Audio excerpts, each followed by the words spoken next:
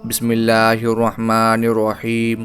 السلام علیکم ناظرین، حضور نبی کریم صلی اللہ علیہ وآلہ وسلم کے اخلاق کے حوالے سے بے شمار واقعات ہیں جن سے آپ کے اخلاق عالیہ کے بارے میں معلوم ہوتا ہے کہ آپ نے معاشرے کے ہر طبقہ کے ساتھ کتنا عمدہ سلوک کیا۔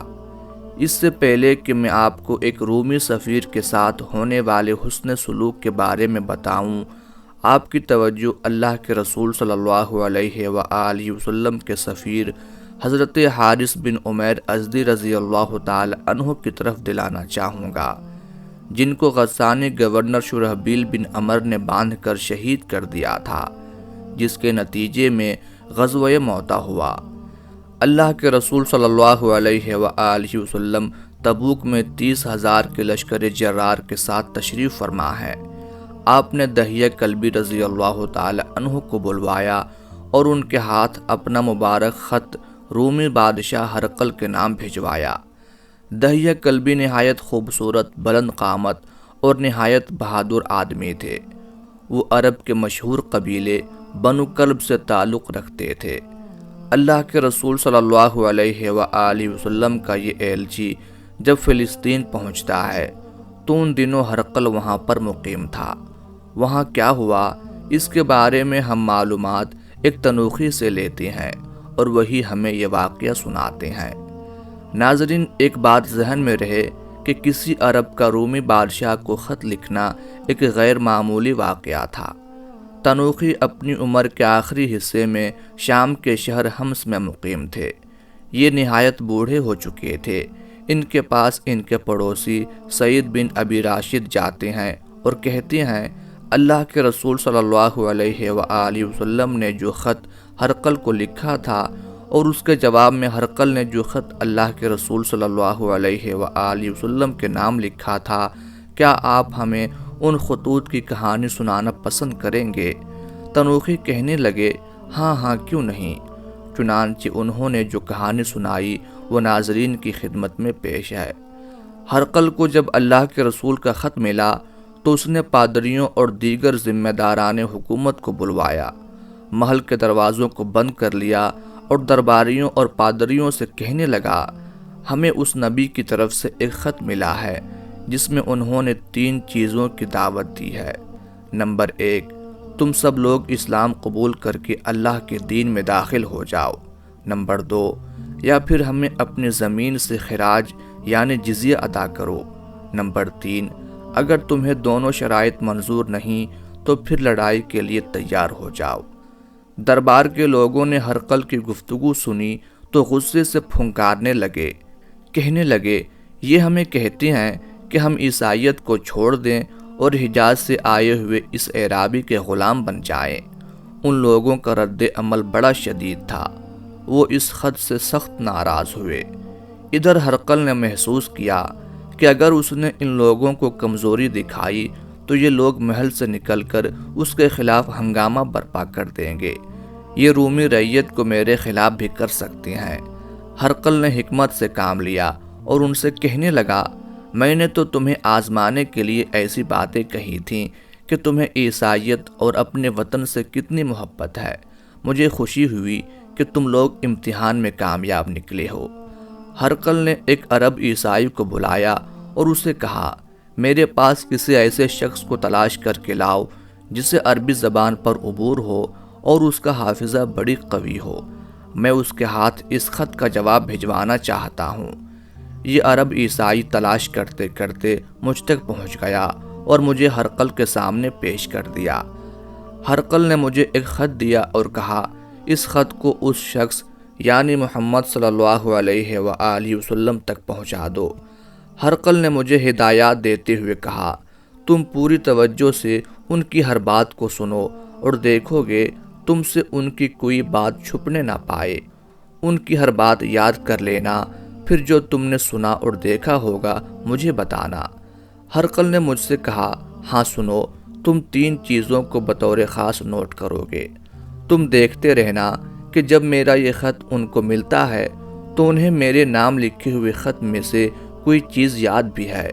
اس بات کا خیال رکھنا، کیا میرا خط پڑھتے وقت وہ رات کا ذکر کرتی ہیں، ان کی پشت مبارک پر دیکھنا کہ تمہیں ان کی کوئی چیز متعجب کرتی ہے۔ تنوخی کہتی ہیں کہ میں ہرقل کا خط لے کر چل پڑا۔ آپ صلی اللہ علیہ وآلہ وسلم ابھی تک تبوک ہی میں قیام پذیر تھے۔ جب میں تبوک میں آپ کے خیمے تک پہنچا تو میں نے دیکھا آپ اپنے صحابہ کرام کے ساتھ پانی کے ایک کنویں پر اپنا کندھا ننگا کر کے تشریف فرما ہے۔ میں آپ کی خدمت میں حاضر ہو کر آپ کے سامنے بیٹھ گیا۔ پھر میں نے خط نکال کر آپ صلی اللہ علیہ وآلہ وسلم کی خدمت میں پیش کیا۔ آپ صلی اللہ علیہ وآلہ وسلم نے خط کو اپنی گود میں رکھ لیا اور ارشاد فرمایا، تم کون ہو؟ میں نے عرض کیا کہ میں تنوخ قبیلہ کا ایک فرد ہوں۔ آپ صلی اللہ علیہ وآلہ وسلم نے پوچھا، کیا تمہیں اپنے باپ دادا حضرت ابراہیم کے دین حنیف یعنی اسلام کے ساتھ کوئی دلچسپی ہے؟ میں نے جواب دیا، میں اپنی قوم کا سفیر ہوں اور اپنی قوم کے دین و مذہب پر ہی ہوں، میں انہی کے مذہب پر رہوں گا۔ اللہ کے رسول صلی اللہ علیہ وآلہ وسلم یہ سن کر مسکرا دیے اور ارشاد فرمایا، بے شک آپ جس کو پسند کریں اسے ہدایت نہیں دے سکتے، بلکہ اللہ تعالیٰ جسے چاہتا ہے ہدایت عطا فرماتا ہے۔ پھر آپ صلی اللہ علیہ وآلہ وسلم میری طرف متوجہ ہوئے اور ارشاد فرمایا، تنوخی بھائی، میں نے کسریٰ، نجاشی اور ہرقل تمام کو خطوط لکھے۔ میں نے کہا، یہ ان 3 باتوں میں سے ایک ہے جس پر توجہ دینے کا میرے آقا نے مجھے حکم دیا تھا۔ میں نے آپ کے اس فرمان کو چمڑے کے ٹکڑے پر لکھ لیا۔ آپ صلی اللہ علیہ وآلہ وسلم نے ہرقل کے خط کو بائیں طرف بیٹھے ہوئے شخص کو پکڑا دیا۔ میں نے پوچھا، تم میں سے کون اس طرح کے خطوط پڑھتا ہے؟ جواب ملا، معاویہ بن ابو سفیان۔ ہرقل کے خط میں لکھا ہوا تھا کہ آپ مجھے اس جنت کی طرف دعوت دے رہے ہیں جس کی چوڑائی آسمان و زمین کے برابر ہے، جو متقین کے لیے تیار کی گئی ہے۔ اگر جنت زمین و آسمان کے برابر چوڑی ہے تو پھر جہنم کہاں ہے؟ رسول اللہ صلی اللہ علیہ وآلہ وسلم نے جواباً فرمایا، سبحان اللہ، جب دن روشن ہو جاتا ہے تو پھر رات کہاں چلی جاتی ہے؟ میں نے آپ کی اس بات کو بھی چمڑے کے ٹکڑے پر لکھ لیا۔ جب آپ صلی اللہ علیہ وآلہ وسلم ہرقل کا خط سننے سے فارغ ہوئے تو رسول اللہ صلی اللہ علیہ وآلہ وسلم نے مجھ سے ارشاد فرمایا، تم سفیر ہو اور تمہارا یہ حق ہے کہ تمہاری خاطر تواضع کی جائے، تمہیں انعام ملنا چاہیے۔ اگر ہم نے تمہارے لیے انعام کی کوئی چیز دیکھی تو تمہیں پیش کی جائے گی۔ ہم اس وقت گھر سے باہر ہیں۔ ناظرین کرام، ذرا غور کیجئے کہ اللہ کے رسول صلی اللہ علیہ وآلہ وسلم اس تنوخی کو اسلام لانے کی دعوت دیتے ہیں اور وہ انکار کرتا ہے، مگر یہ آپ صلی اللہ علیہ وآلہ وسلم کا اخلاق تھا کہ آپ اس سے ناراض ہونے کی بجائے اس کی تعریف قلبی فرما رہے ہیں اور اسے انعام دینے کی بات کر رہے ہیں۔ اسی دوران حاضرین مجلس میں سے ایک صاحب کہنے لگے، میں اسے انعام دیتا ہوں۔ اس کے ساتھ ہی انہوں نے اپنا سامان کھولا، اس میں سے زرد رنگ کا ایک خوبصورت حلہ یعنی قیمتی کپڑوں کا جوڑا میری گود میں رکھ دیا۔ میں نے پوچھا، یہ انعام دینے والا کون ہے؟ مجھے بتایا گیا کہ ان کا نام عثمان بن عفان ہے۔ اللہ کے رسول صلی اللہ علیہ وآلہ وسلم فرما رہے ہیں، ساتھیو، تم میں سے کون اس مہمان کی میزبانی کرے گا؟ ایک انصاری صحابی نے کہا، یا رسول اللہ، اس کی میزبانی میں کروں گا۔ میں اس انصاری کے ساتھ کھڑا ہو گیا اور مجلس سے نکل کر جب باہر جانے لگا تو رسول اللہ صلی اللہ علیہ وآلہ وسلم نے مجھے بلایا اور فرمایا، تنوخ قبیلہ کے بھائی، ذرا میرے پاس تو آؤ۔ میں آپ کے قریب ہو کر کھڑا ہو گیا۔ اللہ کے رسول صلی اللہ علیہ وآلہ وسلم کی تواضع اور اخلاق دیکھیے کہ آپ صلی اللہ علیہ وآلہ وسلم نے اپنی پشت مبارک میرے سامنے کر دی اور ارشاد فرمایا، اسے بھی دیکھ لو، اسی کے بارے میں تمہیں ہرقل کی جانب سے ہدایات دی گئی تھیں۔